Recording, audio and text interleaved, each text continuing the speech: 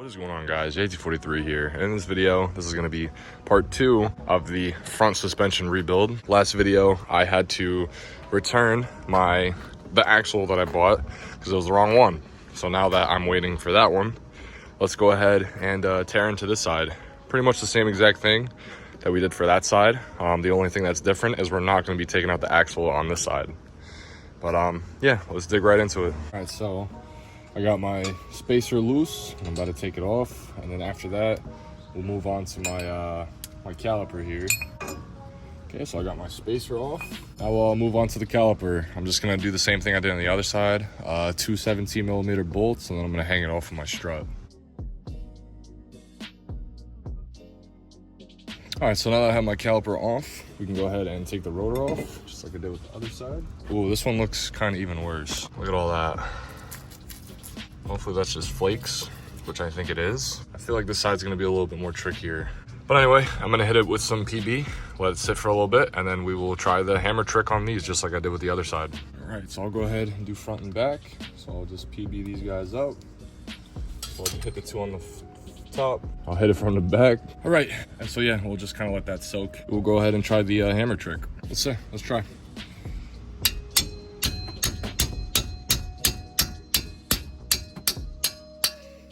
Yes, sir. Go, and then we'll just go ahead and hit it again.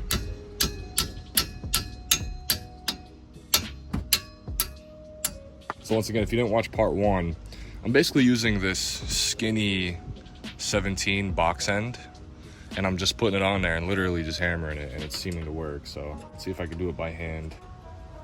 Yep. All right, so we got that set up. Let's go ahead and try it.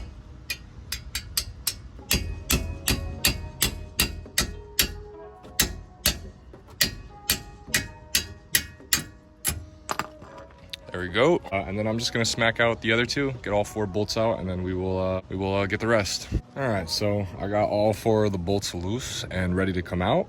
The only thing that's holding them up is the axle. So what we'll do now is we will work on the axle nut. Right over here, you will see this little divot. Mine actually looks pretty cooked, but what you're gonna do is grab either a flathead or something to get in here to basically flatten it out, and then we're gonna go ahead and use an impact gun and then take this nut out. I'll simply just go ahead and put my flathead in there like that and just try to hammer it flat.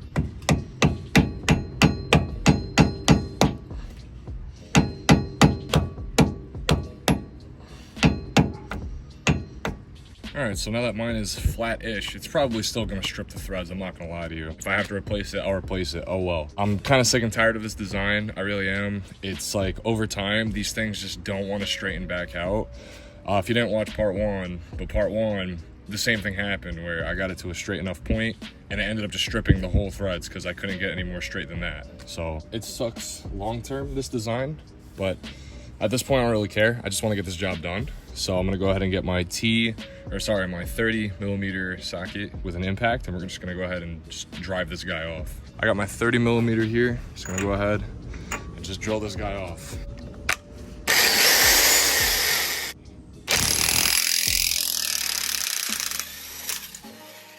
Yeah, so exactly how I expected. You can see here on the nut, it just completely sheared everything off. Let me see, will it even go back on?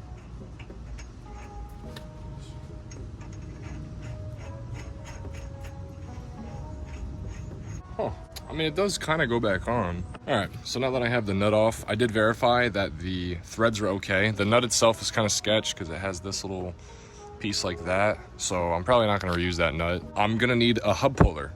I got really lucky with the other side, and that's a good indication of how you know my axle was fucked, because that thing, I took the nut off and that thing was able to push right out. No resistance, not even a tap of a hammer. It was just loose as like shit. But on this case, to get this hub out, I'm gonna need to use something called a hub puller. It's pretty much a contraption, I'll show you in a second. It's pretty much a contraption where the middle of it goes on here and it clutches onto the side, and while you tighten the middle, so these guys, it'll push while pulling the hub out. It'll push the axle in while pulling the hub out. All right, so something along the lines of this.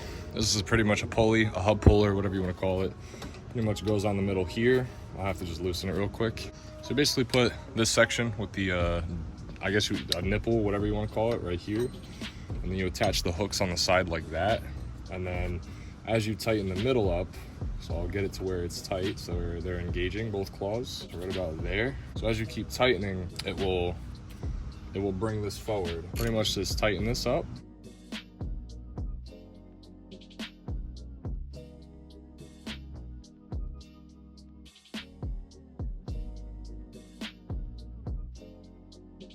All right, so from there, you can see that I got the axle pushed in.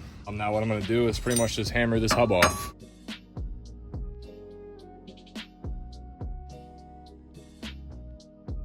All right, so got the old hub out right here and the brake shield or back plate, whatever you want to call it. Now it's just the axle is out. So now that I know that the rest of these are gonna put up a fight, I'm gonna try and just be a little bit more prepared and just. Now that we have the hub out, we can now focus on the tie rod. We're gonna be taking the tie rod out next. So I had a little bit of trouble on the other side, but there is a lot more space on this side than there is on the other side. So hopefully this won't give me as much of a fight as the other side did, because that sucked. That was not fun to get out, but I already know this is gonna take a while, so I'll see you when I have the cotter pin out. All right, so I managed to get the cotter pin out. It didn't put up much of a fight as the last one did, but now that I have this guy out, we're gonna go ahead and take this nut off. I believe it's a 17 millimeter. Let me just double check real quick. Yep, 17 millimeter. Go ahead and try and pull this guy off. All right, let's do it. There we go.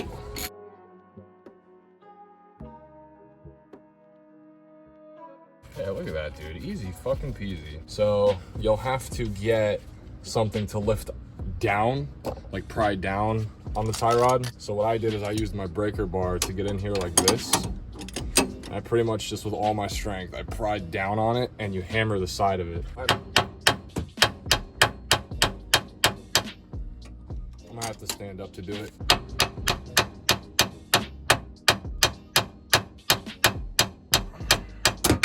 There we go. Okay. Tie rod is out. I just wanted to get it off so we can move on with the knuckle. I already bought another knuckle. I'm not even gonna bother with this castle nut. I already know that shit's not gonna come out. I fought with it heavy last video. If you haven't checked it out, you should probably go do so. We're not gonna be touching the castle nut here today because I already know that shit's not gonna come out. So what I'm gonna do is I'm just gonna hit the two bolts in the two nuts and the one bolt on the bottom to just kind of take this lower ball joint off. All right, so let's see here. See if we can just crack them.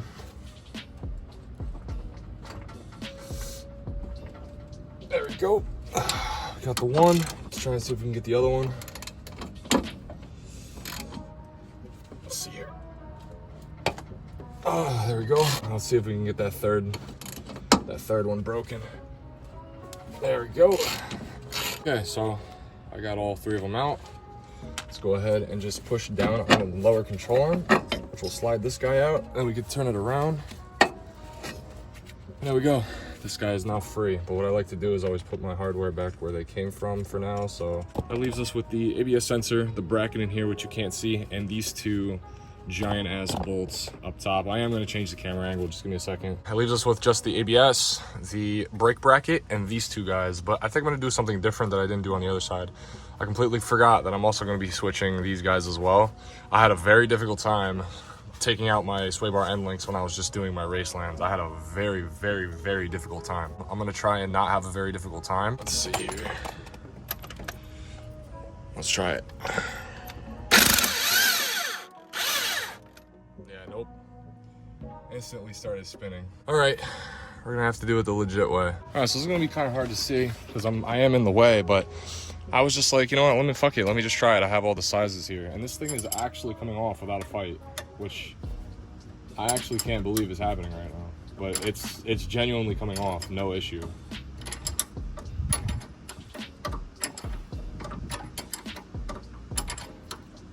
Yeah, look at that. No fucking way, dude. Look at this shit. It came off no issue. Dude, that's insane. All right, so it is now the next day, and the last thing I did was I was able to crack my sway bar end link top loose, but obviously you can see it's in my hand, so I cracked the bottom loose. This is just a Duralast product. This isn't an OEM. I forgot why I did it. I think when I was doing my race lands, I fucked it up, so I had to replace it. This is only like a year and a half old. The top seems okay as far as play goes, but the bottom is just like really loose. So I didn't really need to replace them, but you know, since I'm doing everything, I might as well just replace everything at that point. So now that we have everything off, and I kind of did some assessing. So right here, right, I don't know how this happened. I don't know if it was there or if this was from me, but there is this kind of little like divot in one of the splines, but it doesn't interfere with the actual, like, it doesn't interfere with any of the spaces in the line. So I think I'm okay to run this axle, and it's only on one of them. It's only on this one.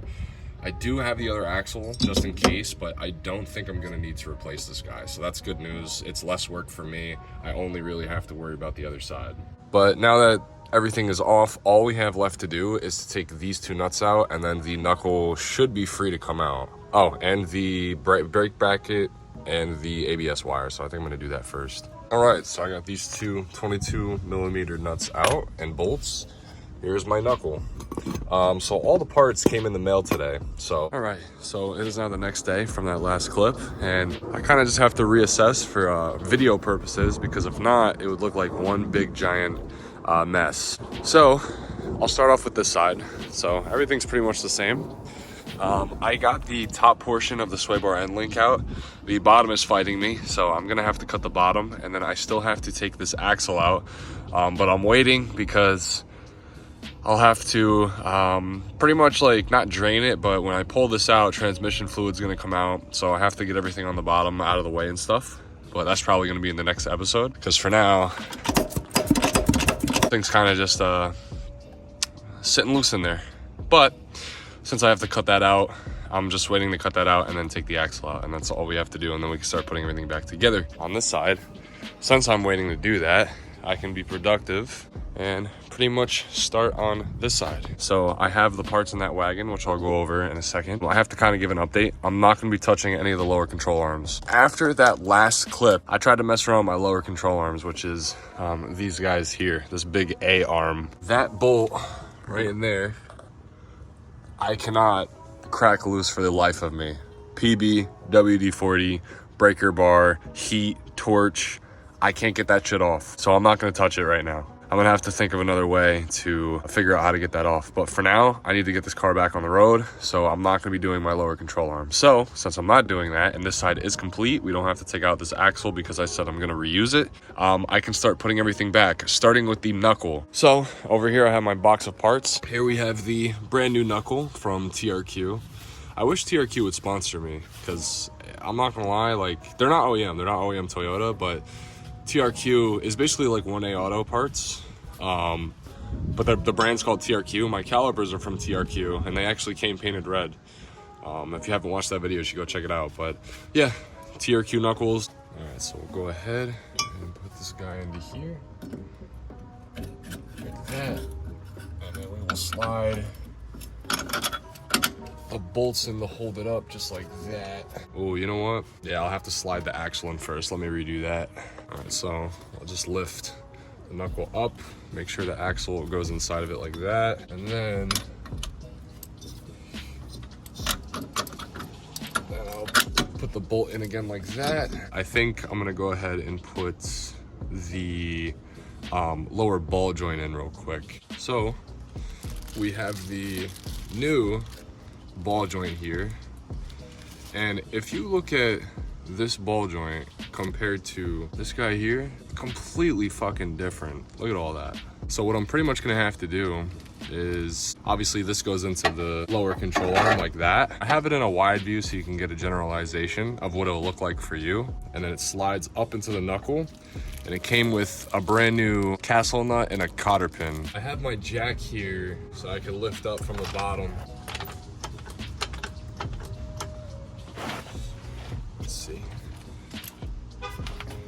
Have to just basically direct it into these two holes.